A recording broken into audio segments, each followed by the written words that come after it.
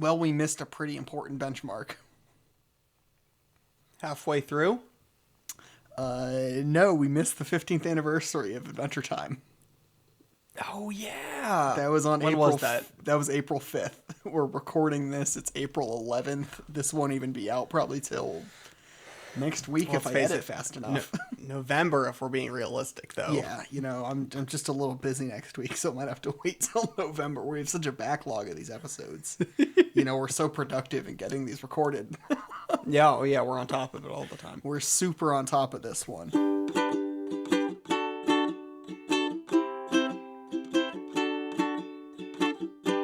Welcome to the podcast, everybody. This is Adventure Twins Podcast, a podcast where two twins talk about one of our favorite shows, Adventure Time. I'm Jacob.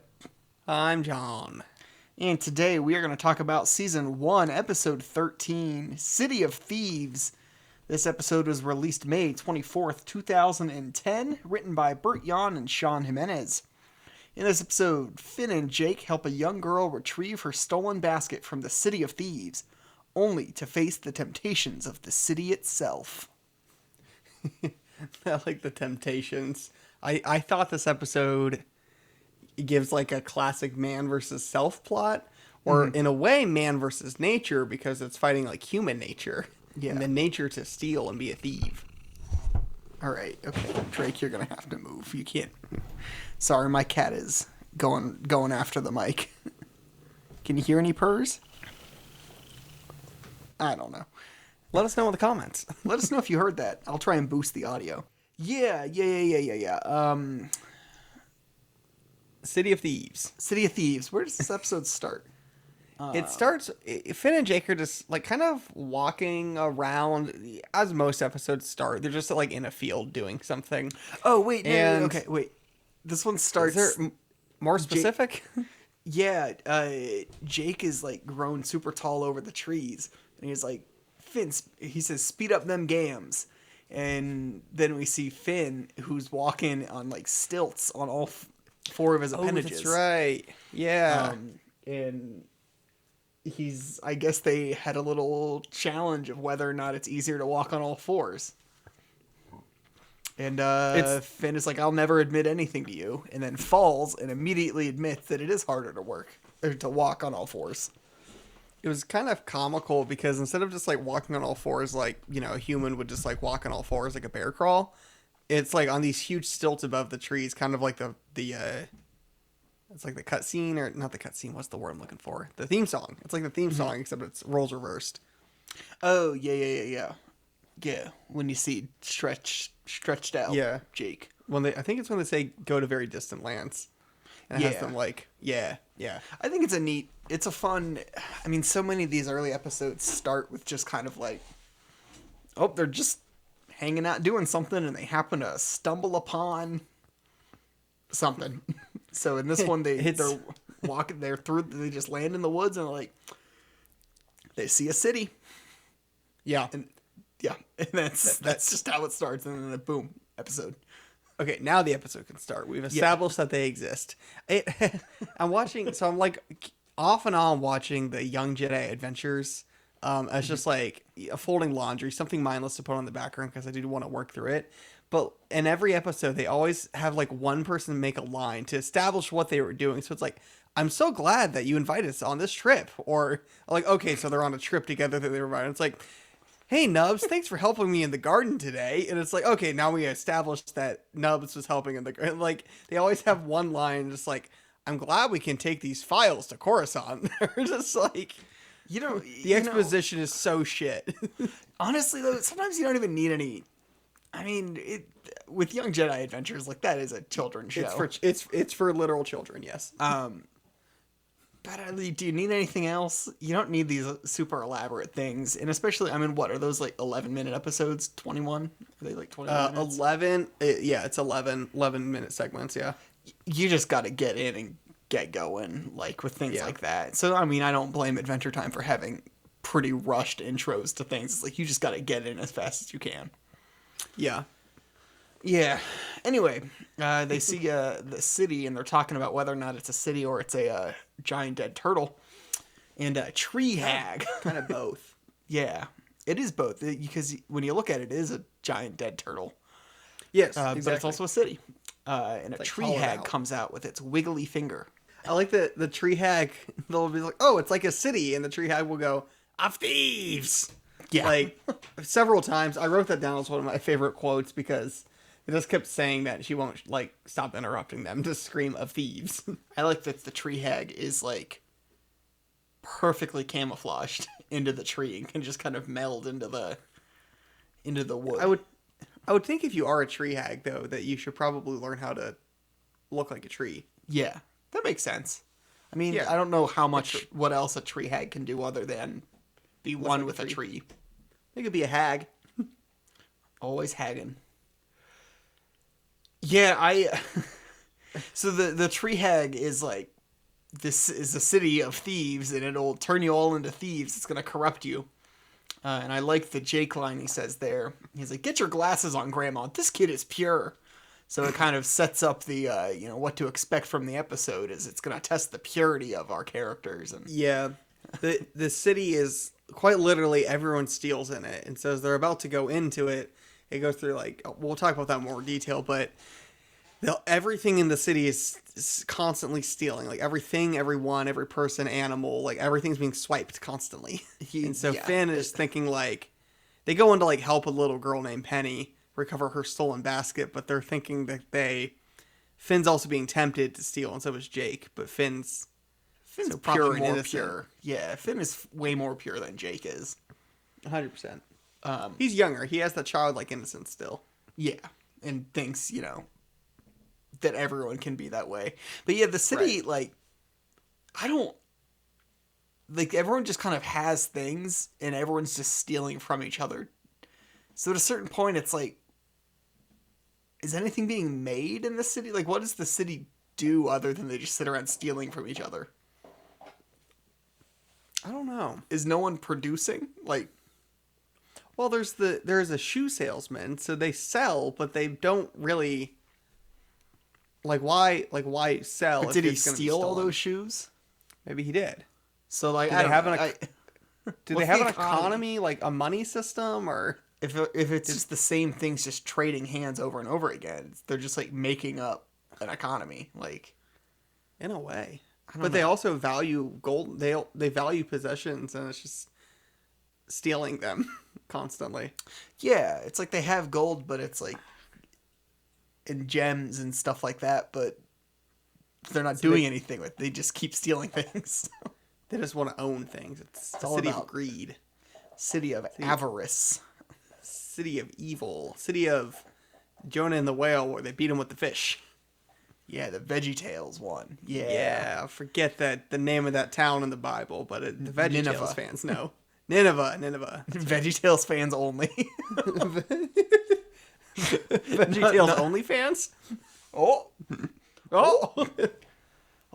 Oh, that reminds me. I'm doing like another. I don't know if I ever told you this. Yeah, my spoken word erotica. Yeah, I knew about it. Yeah, I'm going to another one. Well, I want to try and go to the next one. I don't have any Yeah. ideas for it though. Do It's a for those on the podcast who are listening. It is an open mic night for fan fiction readings, smutty fan fiction. And last time I went to this, I won with a Kermit X Fozzie Bear. It was pretty good, but I'm trying to write something new for this one, and it's on Wednesday, and I have like no ideas. you should do what's something that's totally overdone? You see, I could tell you I don't read fanfic. I also Harry Potter fan fiction. I don't know. Oh, probably, yeah. I can ask my buddy. He's really into it. You come downstairs and turns out your mom sold you to One Direction to feed her drug addiction, so now One Direction just owns you. Oh god, there was a lot of. I remember at camp talking to some of the like the other cabin, and they were openly talking about One Direction fanfic that they read, and they're like, "Have you read the one where they're vampires?" And people are go, "Yeah, I've read that one." Like, how much fanfic is there? Oh, if it exists, A there's lot. fan fiction. This is true. Yeah. Good old Wattpad AO3 is kind of the big one. Archive of Our Own. Anyway, I'm sure you could find some Adventure Time fan fiction out there. Probably wouldn't more doubt than it. enough. I like when they enter the City of Thieves, there's a little mouse in the corner going after a piece of cheese, and if you look, I you can noticed see a that. little hand swipe that piece of cheese right from under the mouse. Yeah, Pretty crazy. it gave me no cheeses for Esmisas, like Yeah. truly. It's No very cheese. apparent Yeah. here. I Yeah, go ahead. I was gonna say, like initial thoughts. This episode comes up a lot on Instagram for me because I get like clips and reels a Interesting. lot for Adventure Time. This one comes up a lot, specifically the montage where everything's being swiped. It's just like Yeah. one person after the other. Someone steals this, and then someone steals that off their back, and it always ends with the what is it? It's the one guy who just goes, "My glasses." Oh, my Him. jammies. My My jammies. Yeah, jammies. yeah, him. Yeah, I guess like I like this episode. It's fun. It's a good little. There's a lot of cool little guys in it. Like Yeah. I made little note of that. Just lots of cool little dudes in this one. Wall guy, my jammies. Just a lot of fun little guys and kind of a one-off episode of just It's very Finn facing his can he be corrupted and to not being heroic with pure of heart kind of stuff. It's cool. It's fun. I know there aren't A and B side episodes anymore, but this one definitely was an A episode. Mostly because I know they advertised this one a lot too. So a lot of these clips live in my head pretty rent free. Yeah, some of those sound bites came back where I was like, "Oh man, that sounds familiar." And it's either from Yeah. seeing ads a million times or seeing this episode a lot. But I mean, I know I've seen this episode a lot. Just it's early on; it would have been rerun a lot. Yeah, I like the with everyone stealing everything constantly. That reminds me of stuff that we do when we were playing like board games or something. Like playing Monopoly, where we'd constantly be like trading things around and like just messing with the game constantly. Yeah. Like I know I stole money from the bank a lot, but Oh, we remember. yeah, I'm sure you do. But we'd also like playing the Nightmare Before Christmas one. We'd always like replace each other's pieces with Sally. Oh yeah, that was good. That was a good bit. Or playing the Big Bang Theory trivia board game. And we were like, "Ooh, Jacob, you change your character to Howard." Ooh. Ooh, try and change each other's character tokens without looking. It's a good Yeah. bit. Never gets old. That's a classic bit. But I don't know, that this episode and all the stealing reminded me of something that we would do. It's just funny. Yeah, everything just changes hands to the point that everything feels meaningless. Yeah, I mean, at one point they steal a guy's head. Like it's like a guy with two heads, and someone cuts off one head and just takes it. I'm like, Like, what do you gets, want like, that? so excessive amount of stealing that it's just like literally stealing heads and like stealing babies, and it's cool. I like it. It's a fun. Yeah. I wrote down what is the concept of ownership at this point. Like, what does anything matter at this point if everything's just about taking other things? Yeah. Yeah. It's just who can physically have the most stuff, but I don't even know if that matters to any of them. The thrill of the hunt. The thrill of the hunt. So Jake gets tempted to steal a really nice pair of boots. I call them Jake's kinky boots. Yeah, I also called them kinky boots. Because they're like the red cowboy boots and kind of, well, yeah, they look like kinky boots. Yeah, so Jake's really fighting those temptations, and then it just kind of like, oh wait, no, Finn puts finger bells on him. He like ties his bells to all of his fingers so that way if he's going to steal anything, you'll know because it makes the sounds of the fingers. And then like they climb up some stairs, and then Jake, without even realizing it, just has the boots on. He was like, I didn't even know I was stealing. The city, man, it gets to you. It's the city. It's that city. I liked the finger bells idea. I was like, that was...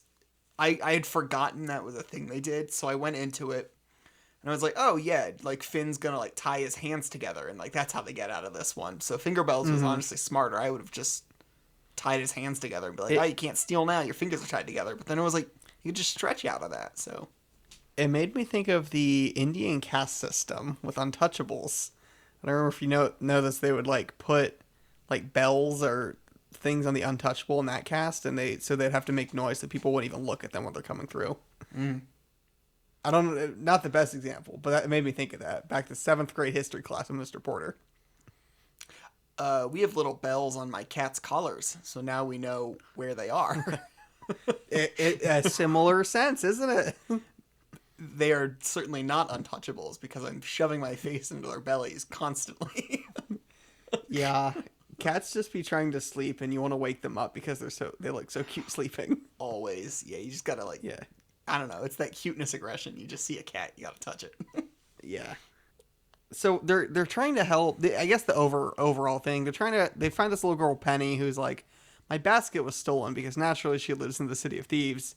Everything is stolen, and they're just on a quest to try and steal, or not steal. Wow, they're trying to get her basket back, but it keeps trading hands and everything. It's a city, man, and it makes its way into a tall tower that then Finn has to get into to get the basket back.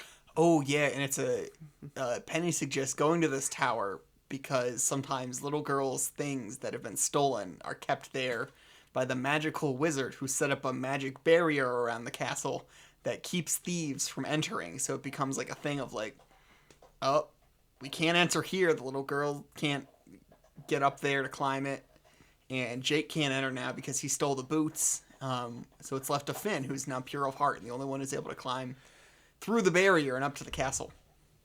And he does in fact climb in through. He gets through the top and he finds the basket like in the middle. No, he finds like a chest, like a treasure chest inside the chest of a skeleton. Yeah, funny. He noticed that. That's funny. He gets all the way up into the top window and then sees it's just a ladder all the way back down to the floor, and he's like, oh, I have to climb down now, but he just falls through all the floor. And I made a note, it reminds me of the lighthouse level in Battle for Bikini Bottom. I noted the same thing. Yeah, it's like every time you beat a floor, the floor just breaks and you fall down to the next one, and it gets progressively harder as you fall down. And I was like, I just kind of liked that. But yeah, he finds the chest of the like king who lives in the castle. He's now a skeleton, and it's just covered in cobwebs and stuff, but he has the treasure chest within the rib cage of his own skeleton. And I thought having the chest in his own chest felt super Adventure Time. Like, that was just like, this is a classic Adventure Time kind of just sight gag. Verbatim, what I wrote in my note is, the chest in his chest is such a classic Adventure Time joke. Yeah. He wrote the same thing. I was like, feels very Adventure Time. Yeah. What's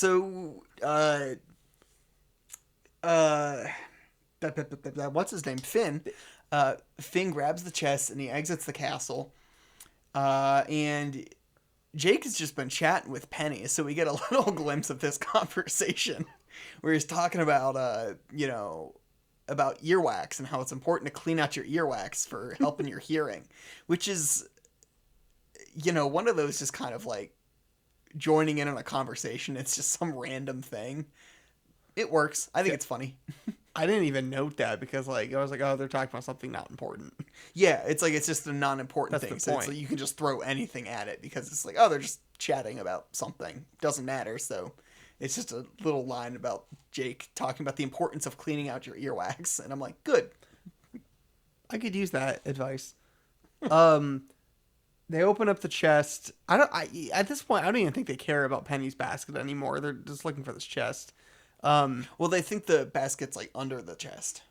Finn and Jake do. They're like, okay. It's like, is Penny's your basket under all this stuff? Yeah, Penny's kind of convinced him of that. Interesting that she couldn't climb up the tower herself. I don't know. A little red flag there. But they open up the chest and it's full of like gold and diamonds and crap. Did you notice there's like a Game Boy in the corner of it? I did not. I didn't pay super close attention there. Yeah, they open it for like a second, and if you look in the corner of it, I think there's a Game Boy in it, which I thought was kind of funny. A little BMO. Perhaps. Whatever the handheld BMO is. I don't know. Beam Go? Beam Go. Beam Go. So it's like on the go? Yeah. Oh, maybe. I don't know. So Penny turns out to be a thief herself. She's trying to steal the chest. Turns out she's been using Finn and Jake this whole time because she can't get into the tower because it's blocked off by thieves and she is herself a thief. Finn tries to return the chest, but he can't because he is now also a thief. He can't go back into the tower because he stole the chest. And so they say the line, the city, it took advantage of me. Which is an interesting choice of words. The city took advantage of me. It's that city, man. That City of Thieves. And then the tree hag comes out of the floorboards because they're like made of wood. And so the tree hag comes up and explains that like you're a thief now. And, explains that he's lost all of his innocence and that city will corrupt you. And Finn gets like a super dark kind of focus on vengeance. And he just becomes like, I've lost my purity. He feels super guilty about all this. And I think the fact that he feels so guilty about stealing accidentally speaks to his purity and his, like, good nature. Yeah, but he becomes focused on, like, vengeance and getting back at Penny for tricking him into this. And I thought it was funny because Jake turns himself into a cape to sit around Finn's neck. And a caped vigilante speaking about vengeance felt a little bit familiar. You're probably talking about the Green Lantern, aren't you? I He's known am, for his of vengeance. course, speaking of, vengeance will be mine. Yeah, The of Green course. Lantern's famous catchphrase. Vengeance will be mine, bitch. Yes. So anyway, yeah, they concoct this plan to go after Penny, and they're like, we're going to use the city against itself, so we're going to, like, steal to clean it or something. I'll be honest, I wrote down in my notes at a certain point that I stopped paying attention to the plot because I just couldn't follow it anymore. Well, they go and steal a bar of soap from a horse taking a shower, which is just like they needed to fit in a little visual joke. And in their scuffle with Penny, she gets cleaned by the soap and then becomes That's innocent. right. Because becoming cleansed of your sins of thieving is apparently literally cleansing yourself. They were, quote, covered in the dust of a criminal act. Yeah. And so by cleansing themselves with soap, they were cleaned off. And they were then Virgin Islands. They became Virgin Islands after. So that's the whole thing. That's the lesson to take away here is taking a shower cleans your guilty conscience.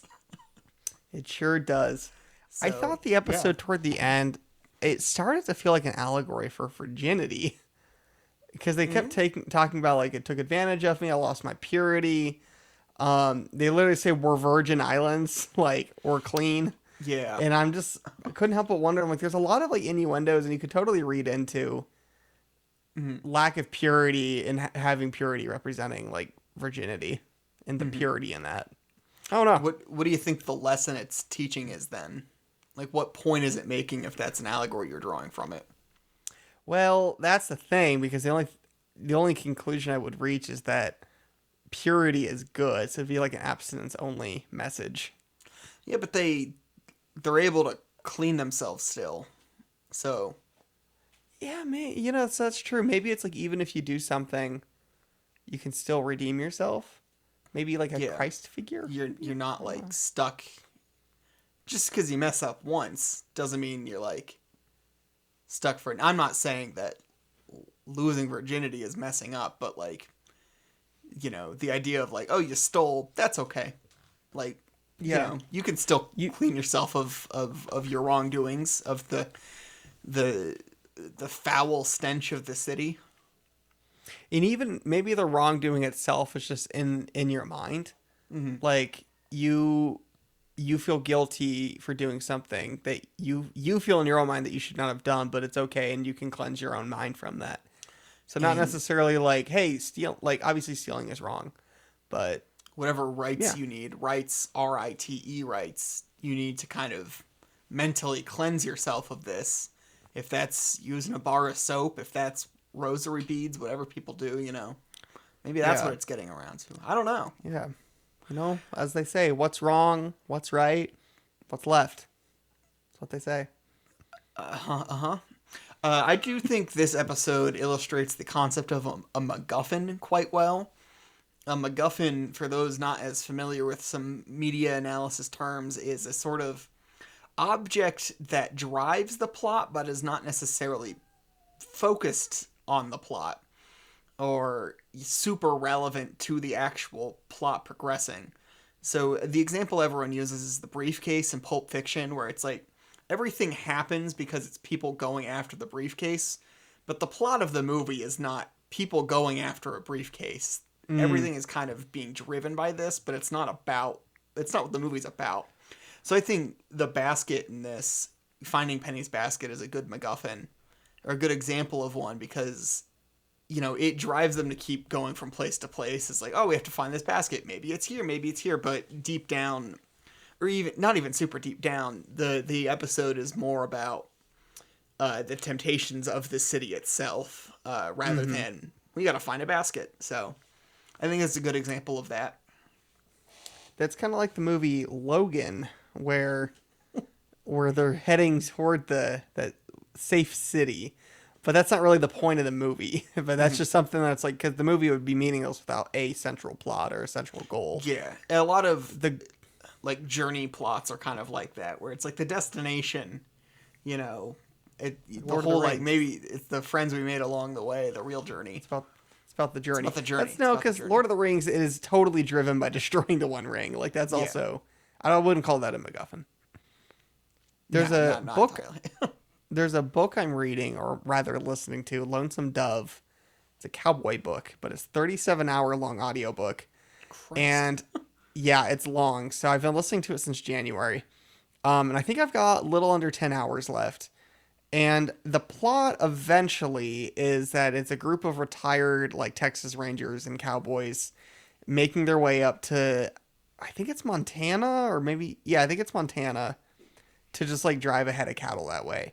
But like, I'm 27 hours into the book. I don't think they're making it to Montana, but I don't think that's the point of the novel. I think it's about the connections, and it's about the journey and everything that's going on. And so I'm just like, I think that would be a good example, because like, oh yeah, I guess they're technically headed a direction. It doesn't matter. That's not the point of the book. Yeah. So we've talked about kind of going over what happens in the episode. Favorite moments? Anything we haven't already mentioned? Not particularly. I think we got it. I like. Yeah. Penny. Yeah. Penny describes the city as ridiculous. Ridiculous. And I liked that. That gave me Ned Flanders vibes. Like, yeah. I did Leone, Brino. Yeah, absolutely. Other favorite? No, I've literally said everything I wanted to. It all naturally made its way into the... Oh, I do have a question. Is vengeance worse than theft? Because, I mean, some would argue vengeance is not a good thing to seek. But Finn is like, he wants to redeem himself or whatever for his crime of stealing. So he becomes focused on vengeance. Is that not just another thing that would weigh on a conscience? Is that you've been seeking vengeance? Maybe in his mind, no, but I don't think he's old enough to understand that concept of revenge or vengeance is equally bad, if not more. Because that's, I mean, how often do you see that where, a superhero or a hero is pushed to their limits and they're about to do something bad, and the last minute they have to stop it and be like, whoa, man, you're better than this. All the time. Martha. Spider-Man, where he's about to kill that guy. Martha. Mothra? Mothra. So here's a question to pose to our listeners and to you, John. Could you pass through the magic barrier that keeps out thieves? No, I could not. You've stolen before, huh? Mm-hmm. There's a mug I have, and on the back of it, it actually says, "Remember the 7th," which is "Thou shalt not steal." They knew because everyone stole the mug so often. They put it on the back of the mug, "Remember the 7th," and I stole one of those. I also have one of those mugs. Yep. I will not start listing all of the other things I have stolen in my life. All right. For I will not incriminate myself. Stealing energy drinks got me through a lot of mornings. I worked at a grocery store. Would just take them. I don't think I've ever stolen anything other than a mug from a place that I worked at for many years that they ended up replacing anyways. Probably because so many were missing. You have the same mug. Shame. It's funny because depending on the interpretation, sometimes the 7th is "Thou shalt not commit adultery," which is Yeah, it's weird that interesting they're to not put always on a mug. consistently in the same order. We're talking about the Ten Commandments. It's weird, yeah, they're not always in the same order. You would think they should be. Yeah. Hey, I don't know. It's all Greek to me. It's all Hebrew to me. Ah. Would it have been Greek or Latin? No, Latin would have been later. I don't know. It would have been Latin. I don't know. For any of you biblical translation scholars out there. English. Uh, anyway, any closing thoughts on the City of Thieves? Nah, not really. It's a fun episode. It's memorable. It's a but fun yet one. also forgettable. Yeah, Yeah. yeah, it's one of those one-off episodes where it's like, yeah, it's a good one, but it doesn't add a whole lot. So it's fun. think, like, It's fun the to talk about the morality of stealing.